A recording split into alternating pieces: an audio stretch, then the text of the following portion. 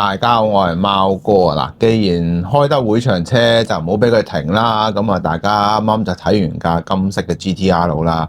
你今日呢架係咩呢？冇錯啦，就係 Podrace 嘅 Hakosuka 啦，即係 KGPC10嘅。咁呢一款車呢，咁其實較早之前已經出過部橙色嘅版本啦，而今次呢一部呢係黑電鍍，而且裏邊更加有好多不惜工本嘅嘢啦，咁我哋今集咧就會一齊開嚟睇下呢部咁正嘅車啦。咁記得喺影片開始之前啊 ，CLS 啦 ，and the English subtitle is now available. Please enable the English subtitle feature. Let's go. KGPC10 咧可以話代表住成個日本汽車製造業嘅黃金年代啦。咁呢一部車亦都可以話係元祖級別嘅 GTR 嘅。咁作為好多 JDM 粉絲嘅心目中嘅經典之作啦。咁今次呢架車咧，其實係來自於漂移選手齊藤大悟所打造出嚟嘅一款車啦。咁其實過往咧，佢已經將一款舊嘅 Supra 咧配上 2JC。跟住係差唔多接近1000匹嘅一個黐線佬啦，咁啊，今次咧更加黐線咧，就用上咗呢個 NASCAR 用嘅 R5P7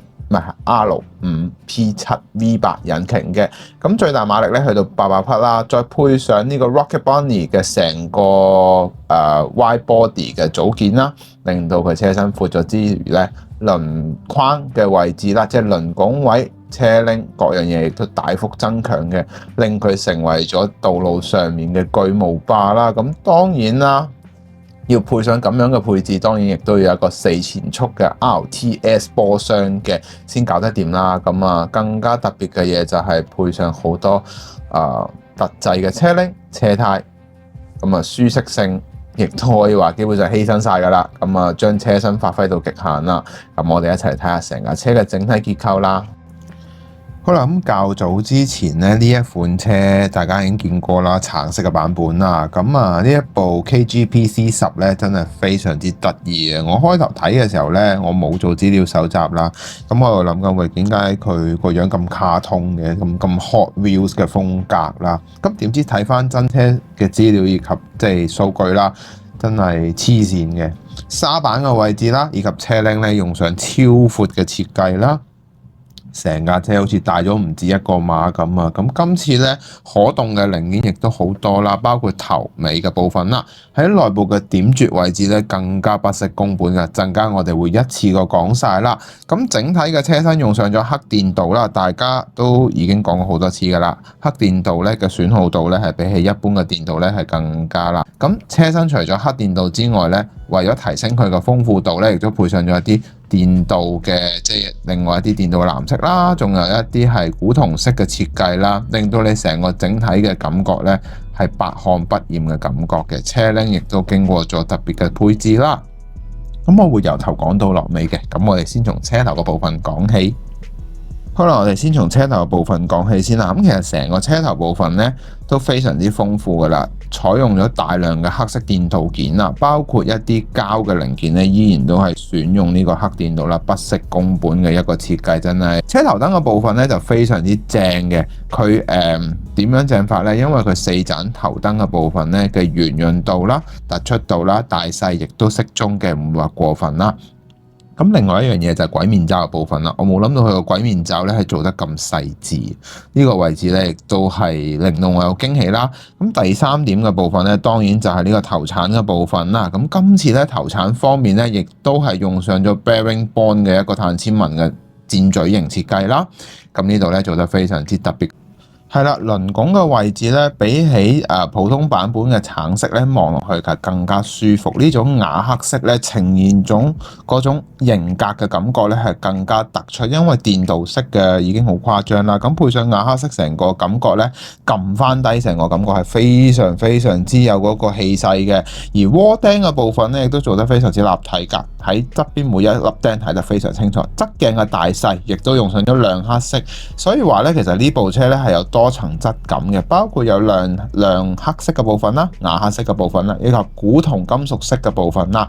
另外值得留意嘅，亦都係今次車齡嘅部分咧，令到我覺得係好有驚喜嘅。我起初都係諗，你應該用翻普通嘅黑色啦，喂，估你唔到喎，用翻古古銅玫瑰金嘅感覺嘅，令到你成架車嘅豪華分數咧係提升咗唔止一個級別嘅，非常非常之好嘅一個即係車款啦。咁亦都係一個 Pod Race 嘅一個作品嚟嘅，咁啊真係怪物級配置啦，咁樣講啦。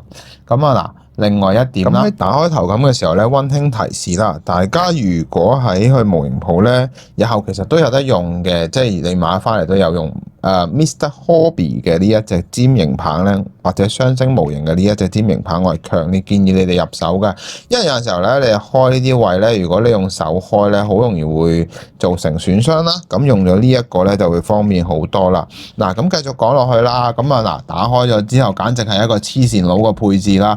大家可以見到龍門架嘅部分啦，睇得非常之清楚。車頭嘅部分啦，引擎呢一副 NASCAR 嘅一個引擎啦，非常之誇張嘅。最重要係咩啊？我哋從側面擰少少俾大家睇睇。車仔細細咧，你做到咁樣，簡直係好瘋癲嘅。上面用上咗電鍍林，下面用上電鍍紙去營造嗰個誇張嘅感覺，亦都令到成件事咧個質感咧唔係提升咗1分咁簡單，係提升咗好多好多分啦。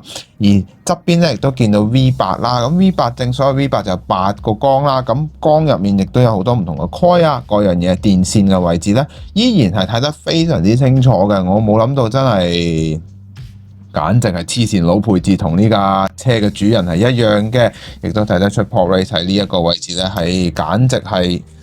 哇！一個浪冚埋嚟，真係我都唔識講啊，犀利噶啦！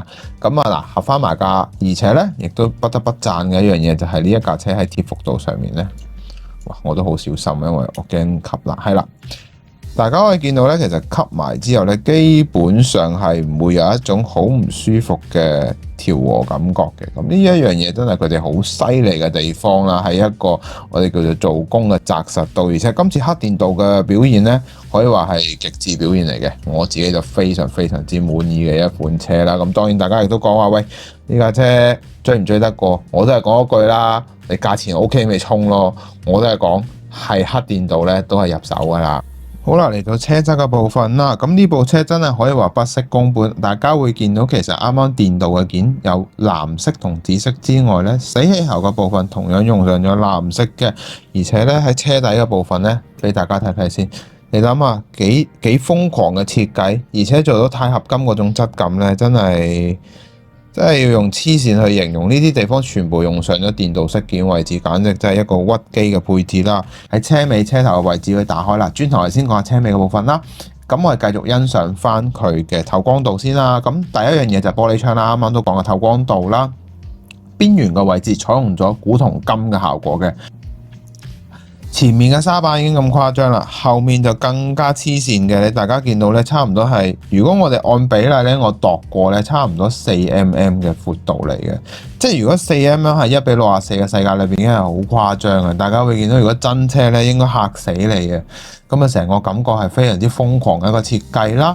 咁啊嗱，最後一樣嘢啦，嚟到車尾嘅部分啦，當然唔少得就係信仰嘅加持啦，就係呢一個 MDX2024嘅一個設計啦。咁啊嗱，另外一樣嘢啦，大家會見到嘅就係車尾嘅部分咧，亦都採用咗獨立分件嘅。我開頭喺度諗咧，其實我未買呢一部橙色車嘅版本嘅時候，我都會開頭諗，佢應該用上色就算啦。哇，估唔到佢真係不惜工本地，連尾部嘅地方都做咗獨立分件嘅設計啦，非常之瘋狂啦。最後一個地方啦，當然就係車尾冚打開咗之後，另外有震撼嘅感覺。點解呢？第一，佢採用咗分色，有分開顏色嘅部分啦，包括有青綠色啦、銀色啦以及黑色啦，而且呢種黑色咧係帶有金屬質感嘅黑色嚟嘅。有興趣嘅朋友咧，不妨可以話俾我知，因為我自己咧喺度揾資料搜集嘅時候揾唔到後面呢一份嘢係乜啦。咁但係如果據過往嘅經驗咧，應該係一個酒精嘅一個灑水系統或者一個散熱系統嘅一樣嘢啦。咁啊，有興趣嘅朋友不如幫我補下啦，因為我自己都揾唔到相關嘅資料啦。好啦，嚟到車尾嘅部分啦。車尾嘅部分最主要嘅分為幾點啊？第一就係4盞方形嘅燈啦，呢度個質感咧做咗輕微凸起之餘咧，兩邊嘅平衡感咧亦都十足嘅。即係我亦都覺得哇，你使唔使啊？你玩到咁激烈，真係成個感覺就真係好屈機嘅一個配置嚟嘅。加埋尾泵把嘅位置咧，呢一啲位置嘅膠嘅表達咧，可以話非常之乾淨啊！可動零件部分咧，簡直真係好癲嘅，呢一個作品真係我自己咁睇啦。突出嘅部分亦都做得適當嘅，恰當好處。尾翼亦都感覺尾翼咧應該係都分件嚟嘅，但係呢個尾翼嘅黑電導質感咧，同車頂啊以及各樣嘢嘅一致性咧，可以話係100%嘅。大致都係咁啦。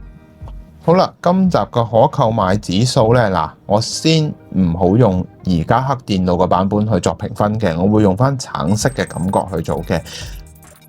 眾望所歸，呢部車攞10分滿分嘅 Pod Race 真係好犀利啊！攞親啲車都有10分嘅車啦。咁啊，喺可動零件嘅貼合度、罅隙度、整體嘅車身做工達至完美嘅質感。喺點綴嘅位置，令到你過目不忘嘅感覺啦，非常之強烈嘅，而且整體嘅平衡性咧，亦都係非常之高嘅。冇諗到啦，咁呢一部黑電導更加表現到佢哋極致工藝嘅一個效果啦。喺引擎嘅內部分咧，基本上應有盡有，非常之完美嘅一款產品。好啦，咁大家已經睇晒成架車啦，咁啊嗱，記得啦，歡迎記得要留言啦，我會喺咁多部車裏邊揀一部送俾大家嘅，咁啊記得大家多多支持啦，咁啊希望你可以俾個 like 我啦，最緊要俾留言話俾我知你嘅諗法啦，咁下一步開啲咩呢？當然繼續都係會場車嘅，咁會係邊部呢？大家估下先啦，咁啊大致係咁啦，希望你可以訂閱我個頻道啦，咁我哋下集見啦，拜拜。